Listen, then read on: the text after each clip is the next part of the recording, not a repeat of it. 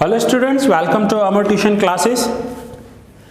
आज मैं स्टैटिस्टिक्स में पार्ट 2 का चैप्टर नंबर 2 स्टार्ट कर रहा हूं।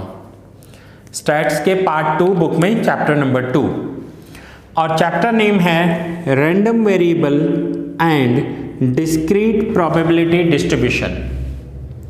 Random variable and discrete probability distribution. ना पहले तो हमें ये जो टर्म है, ये जो वर्ड है, ये क्या होता है रैंडम वेरिएबल, ये समझना होगा। इस टर्म की मीनिंग समझनी होगी। रैंडम वेरिएबल किसे कहते हैं एंड डिस्क्रीट प्रोबेबिलिटी डिस्ट्रीब्यूशन किसे कहेंगे। ना आपको जो कंटेंट दिया हुआ है उसमें देखिए, ये जो रैंडम वेरिएबल हैं, ये जो ऊपर नेम दिया हुआ है रैंडम वेरिएबल, इसमें आपके पास दो टॉपिक कवर किए गए हैं। एक है discrete random variable and continuous random variable. So इन तीनों टर्म्स को हम समझेंगे आज इस इंट्रोडक्शन लेक्चर में। फिर डिस्क्रीट प्रोबेबिलिटी डिस्ट्रीब्यूशन क्या होती है वो समझेंगे एंड चैप्टर को कंटिन्यू करेंगे। सो आइए पहले वर्ड की मीनिंग समझ लेते हैं, टर्म समझ लेते हैं कि रैंडम वेरिएबल किसे कहेंगे। ये आपका गुजरात बोर्ड का टेक्स्ट बुक है जो आप देख रहे हो। मैं पेज नंबर 64 पर हूं। Page number 64, topic 2.1 random variable. Now random variable होगा क्या, तो उसे उसकी डेफिनेशन से ही समझना होगा। जब भी हम प्रोबेबिलिटी करते हैं, आप प्रोबेबिलिटी लास्ट चैप्टर प्रोबेबिलिटी करके आए हो, उसमें जो सैंपल स्पेस होता है U, उस हर एक U का एक आउटकम होगा और वो जो आउटकम होगा एक रियल नंबर में होगा।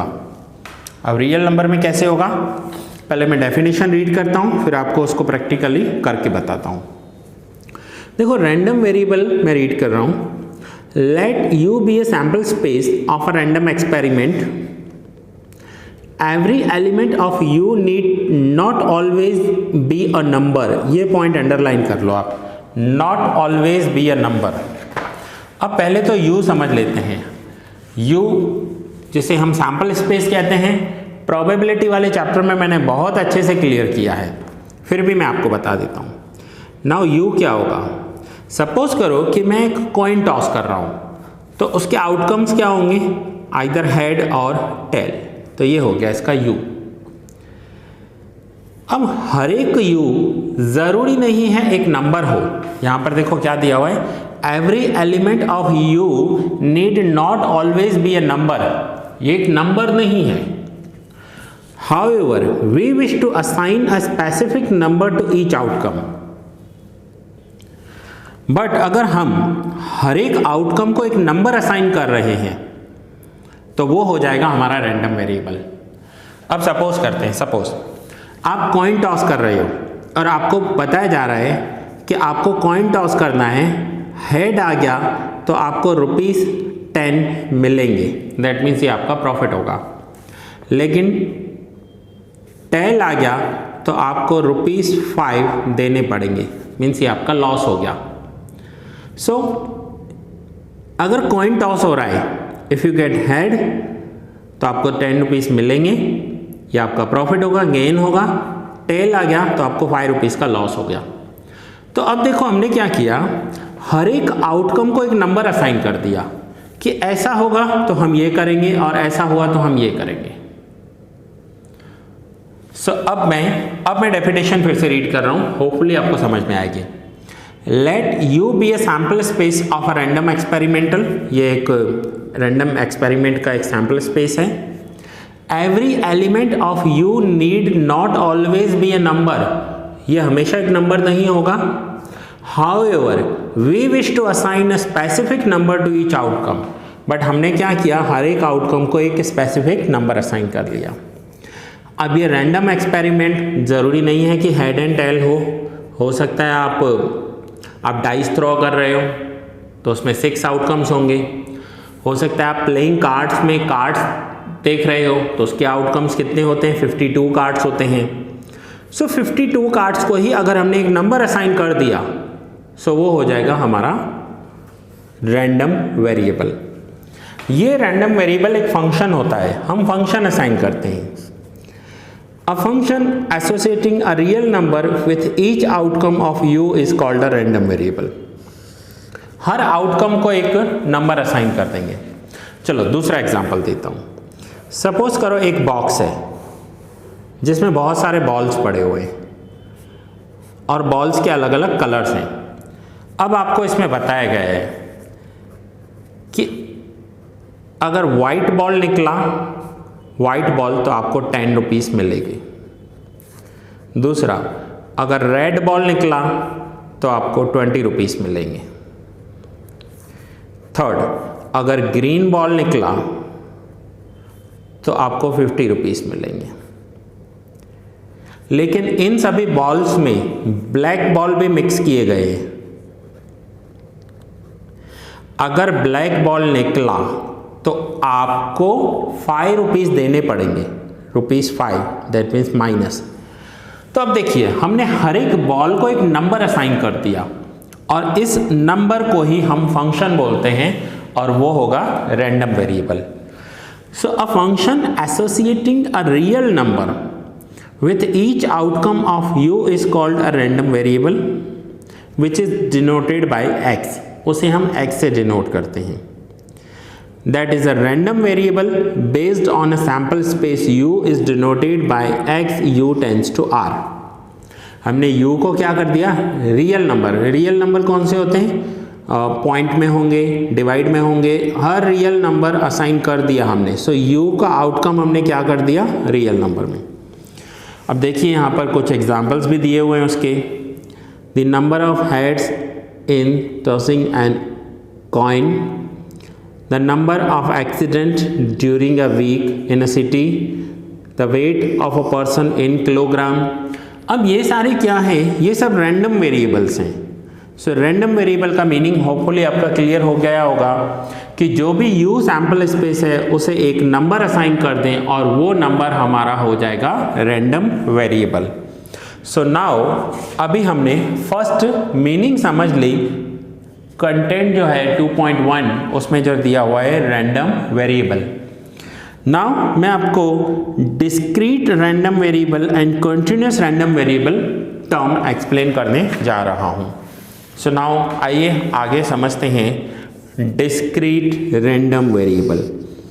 अब डिस्क्रीट रैंडम वेरिएबल किसे कहेंगे। सो आपने 11th स्टैंडर्ड में ये पॉइंट्स देखे हैं। जब भी आप मेजर्स ऑफ सेंट्रल टेंडेंसी करते थे, डिस्पर्जन्स करते थे, तो आपको जो डेटा दिया होता था उस डेटा में आपको 3 टाइप का डेटा दिया होता था। एक होता था रॉ डेटा, सिंगल x की वैल्यू दी हुई होती थी। दूसरा आपको दिया होता था डिस्क्रीट डेटा, डिस्क्रीट में आपको x के साथ फ्रीक्वेंसी दी हुई होती थी। और तीसरा होता था कॉन्टिन्यूस। कॉन्टिन्यूस डेटा में क्या होता था, आपको x की सिंगल वैल्यू नहीं होती थी लेकिन क्लासेस दिए होते थे, क्लास और साथ में फ्रीक्वेंसी दी हुई होती थी।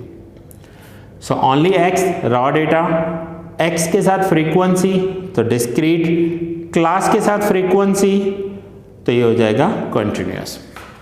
इतना आप 11th में करके आए हो। नाउ यहाँ पर हमें समझना है कि डिस्क्रीट रैंडम वेरिएबल क्या होगा। सो डिस्क्रीट रैंडम वेरिएबल को समझने के लिए पहले सेम मैं इसकी मीनिंग रीड कर रहा हूँ और फिर आपको अपनी लैंग्वेज में एक्सप्लेन करूँगा। A random variable x which can assume, अब आप अंडरलाइन करोगे, which can assume finite or a countable infinite numbers of values in the set R of real numbers is called discrete random variable। अब underline करना finite और countable infinite. अब उसकी meaning समझ लेते हैं पहले कि फाइनाइट कैसे कहेंगे एंड काउंटेबल इनफाइनाइट कैसे कहेंगे। नाउ सपोज कीजिए कि मैं आपसे पूछूं कि 1 से लेकर 100 के बीच में नेचुरल नंबर्स कितने हैं। Natural numbers means n, positive numbers, तो आप बोलोगे हाँ 1 से 100। अब मैं आपसे पूछूं कि इवन नंबर कितने हैं। इवन नंबर किसे कहते हैं, 2, 4, 6, 8, तो आप बोलोगे सर इवन नंबर 50 हो जाएंगे। अब मैं आपसे पूछूं कि ऑड नंबर्स कितने होंगे, तो 50 ऑड नंबर हो जाएंगे। ये बहुत बड़ी वैल्यू है लेकिन काउंटेबल है। देखिए फाइनाइट और काउंटेबल इनफाइनाइट। अब ये तो मैंने आपको 1 से लेकर 100 के बीच में पूछा। अब सेम क्वेश्चन में थोड़ा नंबर्स बढ़ा रहा हूं। मैं आपसे पूछ रहा हूं 1 से लेकर 10,000 के बीच में इवन नंबर कितने आएंगे। इवन नंबर कितने आएंगे 1 से लेकर 10,000 के बीच में। तो आप बोलोगे सर ये सैंपल स्पेस तो बहुत बड़ा हो जाएगा। यस बहुत बड़ा हो जाएगा, बट काउंटेबल है। ये इनफाइनाइट होगा बट काउंटेबल है, आप काउंट कर सकते हो। 2, 4, 6, 8, 10 ऐसे करते जाओगे आप 10,000 तक कितने सारे नंबर्स हो जाएंगे। 10,000 का आप हाफ कर लो, 5,000 नंबर्स होंगे। तो ये हैं इनफाइनाइट काउंटेबल नंबर्स। सो इसे हम कहेंगे डिस्क्रीट रैंडम वेरिएबल, जिसे हम काउंट कर सकते हैं चाहे वो फाइनाइट हो या इनफाइनाइट। नाउ सपोज कीजिए मैं आपको पूछ रहा हूं कि आपकी एज क्या है, तो आप उसे मुझे ईयर्स में बताओगे, ठीक है, कि आपकी एज 16 ईयर्स, 17 ईयर्स, वॉटएवर।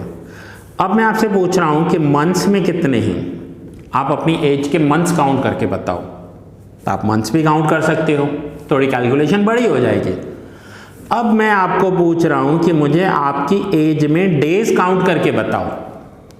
अब डेज काउंट करना तो ये तो इनफाइनाइट नंबर्स हो जाएंगे, बहुत बड़ी वैल्यू निकलेगी, क्योंकि हर एक ईयर में 365 डेज होते हैं। अगर लीप ईयर आया होगा तो 366 डेज होंगे।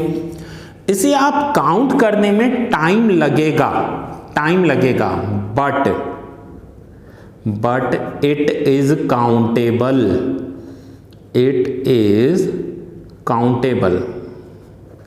आप ये नहीं कह सकते कि नहीं सर काउंट नहीं हो पाएगा, काउंटेबल है, काउंट कर सकते हैं। Yes it is countable.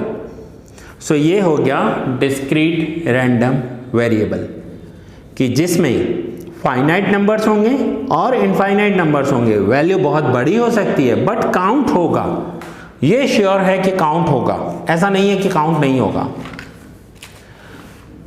Now the third term जो हम समझने जा रहे हैं that is continuous random variable. Continuous random variable में क्या होगा ये हमने समझा। ये हमने क्या समझा, जो आगे पॉइंट था डिस्क्रीट रैंडम वेरिएबल, ये मैंने आपको बताया डिस्क्रीट रैंडम वेरिएबल। मैं शॉर्ट में लिख रहा हूँ, आप पूरा लिखना, और इसमें से जो भी आपको नोट डाउन करना हो अपनी लैंग्वेज में आप नोट डाउन करके रख लेना। मैं फिर से बता रहा हूँ, कोई भी नंबर होगा, कोई भी बड़ा नंबर होगा, फाइनाइट होगा या इनफाइनाइट होगा, बट इट इज काउंटेबल, वो काउंट कर सकते हैं। ऐसा नहीं है कि काउंट नहीं कर सकते, काउंट कर सकते हैं, उसे कहेंगे डिस्क्रीट रैंडम वेरिएबल। नाउ मैं आपको आगे एक्सप्लेन करने जा रहा हूं continuous random variable. Now continuous random variable की मीनिंग क्या होगी। सो कंटीन्यूअस रैंडम वेरिएबल की मीनिंग, जैसे मैंने यहां पर एग्जांपल दिया आपको 1 से 100 के बीच में। अब मैं आपको दे रहा हूं 1 से 100 के बीच में ऐसे कितने नंबर्स होंगे, आइदर वो डिवाइड में हो चाहे पॉइंट में हो, किसी भी टाइप की कितनी वैल्यूज होंगी। अब कैसे, एग्जांपल के साथ समझो। सपोज करो 1 और 100 के बीच में आता है 2, देन 3, देन 4, तो ये तो नेचुरल नंबर्स हैं, बट रियल वैल्यूज जो आर सेट होता है उसमें कौन से, उसमें पॉइंट वाले नंबर भी आते हैं। तो सिर्फ 1 और 100 के बीच में 2 नहीं आएगा, 2.1 भी आएगा, 2.2 भी आएगा, 2.3 भी होगा, 2.4 भी होगा। अब सिर्फ ये नहीं होंगे, 2.1 दैट मीन्स 2.11 भी हो सकता है, 2.12 भी होगा, 2.42 भी होगा। अब मैं आपसे पूछूं कि 1 से लेकर 100 के बीच में ऐसे कितने नंबर हैं जो सेट आर में आते हैं, मीन्स पॉइंट में भी आए, तो ये हो जाएंगे इनफाइनाइट नंबर। एंड ये नंबर कितने होंगे, सो it is not countable. It is not countable, इसे हम काउंट नहीं कर सकते। 2.1 होगा, 2.11 होगा, 2.01 होगा, 2.0001 होगा, 2.012 होगा, कितने सारे नंबर हो जाएंगे, इनफाइनाइट वैल्यू है, बट वो काउंटेबल नहीं है। सो ये है डिस्क्रीट रैंडम वेरिएबल जो काउंटेबल है, और यह है कंटिन्यूअस रैंडम वेरिएबल जिसमें काउंटेबल नहीं होगा। सो आइए अब इसकी मीनिंग को समझ लेते हैं। A random variable x which can assume any value in R, the set of real numbers, or in any interval of R is called a continuous random variable. ये continuous random variable होगा। अब हम इसे नहीं count कर सकते। चलो एक दूसरा एग्जाम्पल है जो बुक में ही दिया हुआ है, बुक का ही मैं एग्जाम्पल दे रहा हूँ। Denote the time taken by a student to finish a test of 3 hours duration by random variable x. The sample space is, अब कोई स्टूडेंट अपना एग्जाम फिनिश कर रहा है, टेस्ट फिनिश कर रहा है 3 आवर्स की, तो वो कितने टाइम में फिनिश कर रहा है? 0 से लेकर 3 आवर्स के बीच में। ठीक है, अब आइए इस एग्जाम्पल को लेते हैं। नाउ 0 से लेकर यहाँ पर जो वैल्यूज़ दी हुई है, 0 हो सकता है 0 हो, दूसरा इन्होंने 0 less than u less than और इक्वल्स टू 3। नाउ 0 से लेकर 3 आवर्स के बीच में कोई भी टाइम ले सकता है वो स्टूडेंट। तो स्टूडेंट ने कौन सा कितने टाइम में टेस्ट फिनिश की होगी? तो कोई बोलेगा 1 आवर, कोई बोल सकता है 2 आवर्स, लेकिन कोई ऐसा भी बोल सकता है सर 2 आवर्स एंड 30 मिनट्स। ठीक है, लेकिन कोई ये भी बोल सकता है sir 2 hours 30 minutes and 10 seconds, then 2 hours 30 minutes and 11 second, then 2 hours 30 minutes 11 second and 10 micro seconds. अब बताइए, अगर एक क्लासरूम में स्टूडेंट बैठे हैं और उन स्टूडेंट्स को टेस्ट फिनिश करने के लिए कितना टाइम लग रहा है, इट इज नॉट काउंटेबल। हो सकता है किसी को 2 आवर्स 30 मिनट लगे, किसी को 2 आवर्स 30 मिनट 10 सेकंड्स लगे, किसी को 2 hours 30 minutes 11 second and 10 micro second, seconds के भी सेकंड्स होते हैं जिसे माइक्रो सेकंड्स कहते हैं, हो सकता है उतना लगे। So it is not countable, so इसे कहेंगे continuous random variable. So students, आज मैंने आपके 3 टर्म क्लियर किए, 3 टर्म्स। एक रैंडम वेरिएबल क्लियर किया, एक डिस्क्रीट रैंडम वेरिएबल क्लियर किया and continuous random variable clear किया। ये तीनों टर्म आपके क्लियर हो गए हैं नाउ। और हाँ, जो भी मैंने ये हाईलाइट किया है आप अपने टेक्स्ट बुक में से अंडरलाइन कर लीजिए या किसी हाइलाइटर से आप हाईलाइट कर लीजिए। एग्जाम के दिन आपको ये रीड करके जाना है। अब मैं आपका एक और टर्म क्लियर कर रहा हूं और उसके बाद हम इसके सम स्टार्ट करेंगे, that is discrete probability distribution. Now discrete probability distribution किसे कहेंगे? तो ये आपके टेक्स्ट बुक में पेज नंबर 68 पे दिया हुआ है, discrete probability distribution. Now discrete probability distribution की 2 कंडीशंस हैं जो सम्स में काम में आएंगी। वो आप 2 कंडीशन समझ लो और आपके सम्स क्लियर हो जाएंगे। कंडीशन नंबर 1 ये रही, 0 less than probability of x less than 1। कोई भी जो प्रोबेबिलिटी होगी ना, उसका जो वैल्यू होगा ना वो 0 और 1 के बीच में आएगा। और दूसरा, जितने भी आउटकम्स होंगे, उसके जितने भी पॉसिबल आउटकम्स होंगे उनका टोटल 1 होगा। अब इसे समझने के लिए आइए एक एग्जांपल लेते हैं। सपोज कीजिए एक कॉइन टॉस कर रहे हैं, तो हेड आने की प्रोबेबिलिटी ऑफ हेड क्या होगी? तो आप बोलोगे 1/2। Probability of tail 1/2। लेकिन दोनों को देखो 0 और 1 के बीच में है, 1/2 या 0.5 भी बोल सकते हो। तो ये जो वैल्यू होगी वो 0 और 1 के बीच में होगी, और इनका जो टोटल होगा, टोटल ऑफ प्रोबेबिलिटी, वो ऑलवेज 1 होगा। आप इन्हें टोटल करके देखो, हाफ प्लस हाफ 1 हो जाएगा। सो ये कंडीशन है डिस्क्रीट प्रोबेबिलिटी डिस्ट्रीब्यूशन की। प्रोबेबिलिटी कभी भी नेगेटिव नहीं हो सकती। ये देखिए, प्रोबेबिलिटी ऑलवेज ग्रेटर देन 0 होगी। प्रोबेबिलिटी का जो टोटल होगा, सिग्मा ऑफ प्रोबेबिलिटी, यहां पर देखिए सिग्मा लगा हुआ है, sigma of probability will be always 1। ये 2 कंडीशंस हैं। ये 2 कंडीशंस अगर सेटिस्फाई हो जाएं तो that is discrete probability distribution. Students, topic नया है, नए टर्म्स आ रहे हैं। मैं आपको रिक्वेस्ट करूंगा कि पूरा लेक्चर आप रिवाइज कर देख लो, सारे टर्म्स आपके क्लियर होने चाहिए। सो नाउ हमने टर्म क्लियर किए, फिर से मैं एक बार आपको बता दूं, रैंडम वेरिएबल क्लियर किया। रैंडम वेरिएबल किसे कहेंगे? डिस्क्रीट रैंडम वेरिएबल क्या होगा? इसकी कंडीशन क्या होगी कि फाइनाइट और इनफाइनाइट नंबर्स बट काउंटेबल होंगे, ये काउंटेबल नंबर्स होते हैं। देन कॉन्टिन्यूस रैंडम वेरिएबल क्या होगा? ये इनफाइनाइट नंबर होगा बट नॉट काउंटेबल होंगे, हम इसे काउंट नहीं कर सकते।